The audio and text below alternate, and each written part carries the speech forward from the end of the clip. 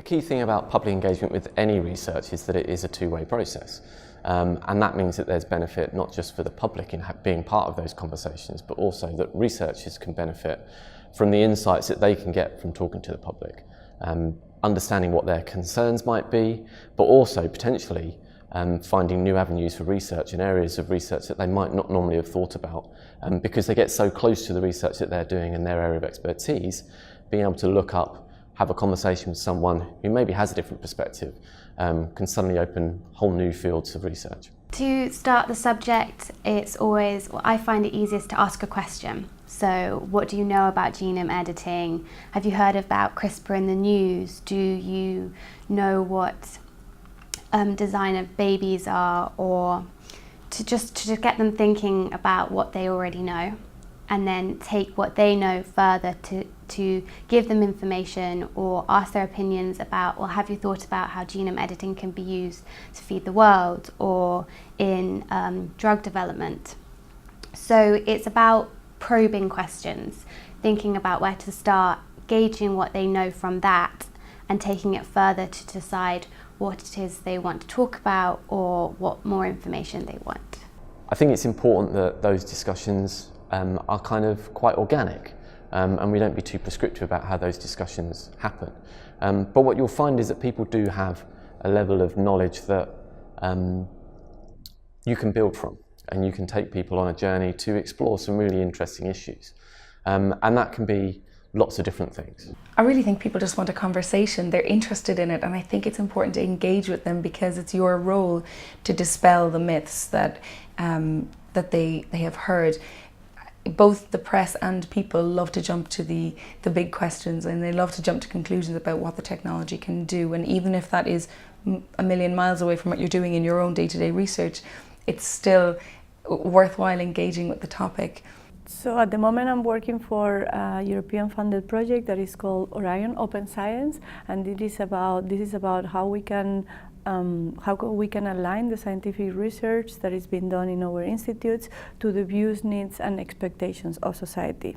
As part of this project, we are taking genome editing as a case study for learning those attitudes and those views of the different audiences. So we will be running a public dialogue on genome editing next year in order to allow the exchange of viewpoints between different parts. So the idea being that the public will inform the way we actually organize, do and fund research. So we want to ask them about what risks and opportunities are out there. So in the run-up to this big public dialogue exercise, I've been running a lot of engagement activities related to genome editing.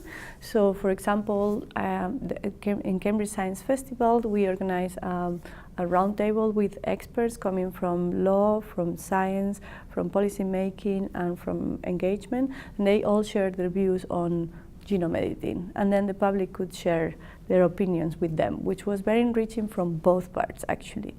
We also had another panel table in the Euroscience Open Forum in July in Toulouse in France, and there it was a similar thing, but then it was the experts, each of the experts were visiting the different tables and sharing their views, and then the public could actually had a one-to-one with each of the experts. So every single one of the experts acknowledged that exercise because they found it very insightful for their own projects, for what they were doing, and the public as well were very engaged. I consider myself a metabolic engineer, somebody who uses genetic modification. So we've always, for a long time, been working with GM, which of course in that space of plants has always been sort of viewed as slightly controversial, and people talking about GM food and all of these things.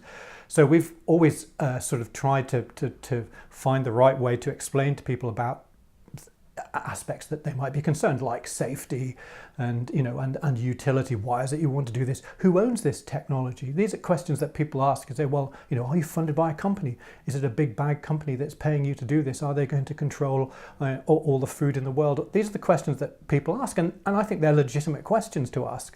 So you have to be able to answer them. So it's something, as I say, we've spent at Rothamsted, where I work, we spent quite a lot of time working out a strategy for communication, and I think that's a critical thing. Is the scientists should be empowered to talk about their work, but they need to have some sort of backup, some strategy from a communications team that helps them, enables them to tell the story. There are 7 billion people in this planet right now, and the predictions is that there will be 10 billion by 2050.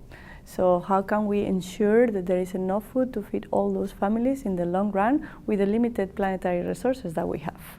Well, now we can apply genome editing to livestock and crops to make them disease, pest, and weather condition resistant. But if we go into this road, then we have to make sure that it is safe and is tightly controlled, because what we don't want to see is that they threaten wild species or biodiversity. I think finding a way into those discussions can be really difficult. So, quite often new science and technology is extremely esoteric to people. They're thinking, well, why is this relevant to me? Come back when you've got something to show me.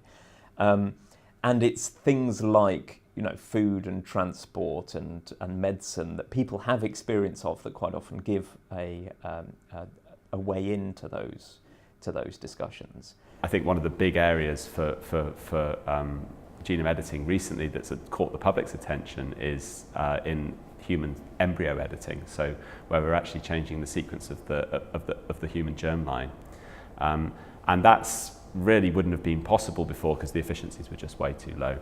And similarly in things like agriculture and in sort of plant breeding, agri-chemicals, livestock. There's a lot of applications in biotech as well, where you're actually producing drugs or producing some kind of useful materials. So it's suddenly become a point where we're actually able to now sort of rewrite some of the DNA that sort of exists in organisms and use that for sort of useful benefits. Everyone pretty much comes in with the designer babies. That is pretty much always the starting point. And then it leads to this sort of set of questions effectively that can be summarized with the question, what is it to be a human? And will we lose our humanity if we modify our genome? And that really gets very philosophical very quickly. In the case of plants, you can look at gene editing in plants and say, well, actually, that introduces a single directed mutation at a particular gene locus in the plant. You can contrast that with plants that have been generated by conventional mutagenesis. An example I always use is there's a variety of barley that's still grown in the UK called Golden Promise. And it was generated by that plant being treated with an enormous dose of radiation in the 1950s. And as a consequence of that, it has millions of mutations in it. And that's considered to be perfectly safe because it is perfectly safe. And that's got millions of mutations in it. So whereas if my gene edited barley has got one mutation in it, then I think it's safe to say that is safe as well. And that's the view that not just scientists would take, but regulators would take and people involved in food safety. One of the most interesting things about the engagement work that Genetic Alliance UK and the Progress Educational Trust have done on genome editing was when we took a group of patients to a laboratory that was carrying out genome editing. And for me, it was great that they could see that when genome editing is happening in a lab, it is just some colourless liquids being mixed, and that there's no lasers or anything complex going on, and that it's a relatively mundane laboratory activity. I think it's a good point, basically, to do these kind of things. The other thing that's happened recently, I think, is this is the EU ruling on gene-edited crops, which I think is also, again, quite in conflict with what's happened in the US, and that creates a load of problems. So we're now already, before things have actually started to happen, we're starting to see some of the problems with that. For instance, if you create a crop in the US, you can gene edit it and you can use it quite readily, but then can you trade that with people in Europe? Can you trade that with other people? Is that conflict going to cause problems with other countries when they're sort of thinking about how to adopt this? So I think now is the time to actually talk to people and get them on board and provide some kind of a basis for their arguments that comes from a scientific viewpoint. Because a lot of what they hear comes from the sensationalists. And I think there needs to be some scientists who stand up and say, look, this is what we think and this is our side of the story. So I think it's an important point.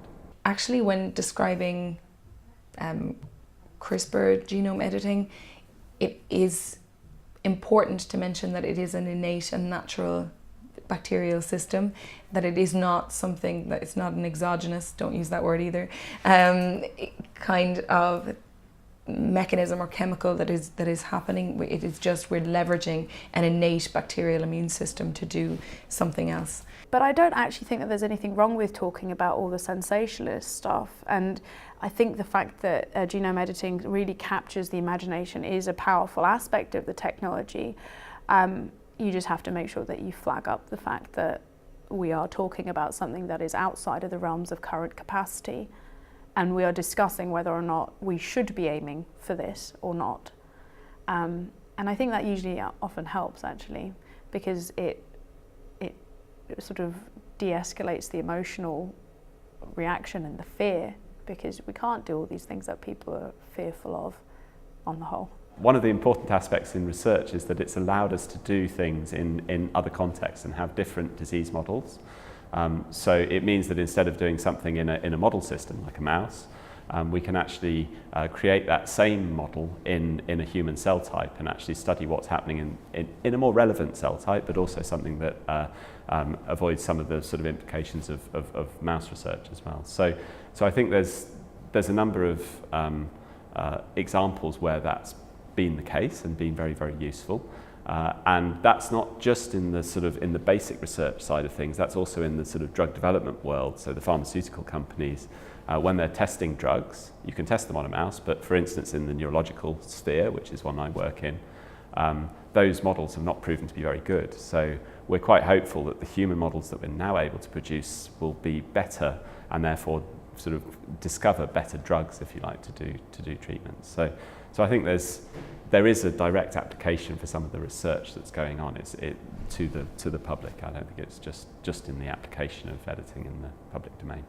I think regardless of the question that gets asked of you, even if it's very far from your immediate area of research, it's important to engage with people, because you are critical in dispelling any myths about these kind of perceived notions about what genome editing may do.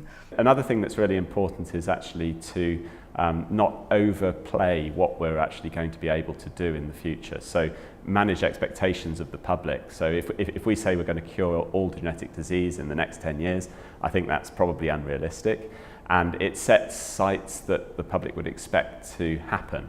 And when that doesn't happen, they come back and go, well, why has that not happened? So I think it's an important thing to, whilst being enthusiastic about it, also to temper those enthusiasms to some kind of realism. We need researchers to be very clear to that community as to where we are on the pathway to that treatment. We had a meeting where a group of patients living with rare genetic conditions were learning about genome editing, and one of the attendees there said that he's been 5 years away from a cure for his condition for the past 20 years. So we need to be clear, if it's 10 years, 20 years, 5 years, whether or not the technology works now, and also whether or not, if the technology becomes available, whether or not it would be legal to deliver it now, or whether we need regulatory change to enable genome editing. And then just to engage with the community and make sure that they're aware of how things are working and so on.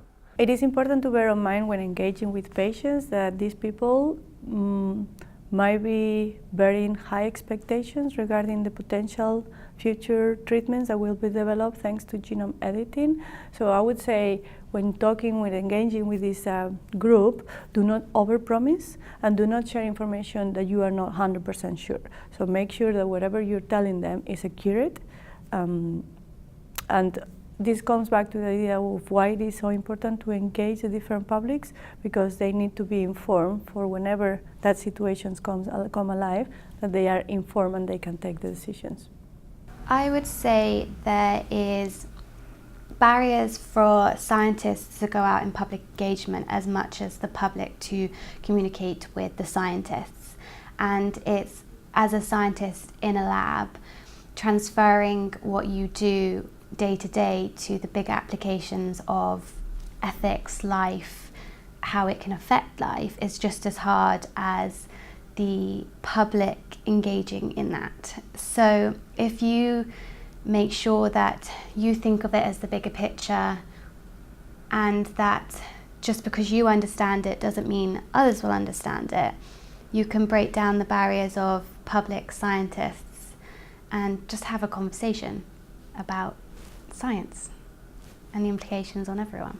When you are engaging with someone and there are any kind of differences that are arising during the conversation, just don't be afraid of it. Actually acknowledge those differences, keep on asking questions to learn those different perspectives, to develop mutual understanding of each other and also further awareness.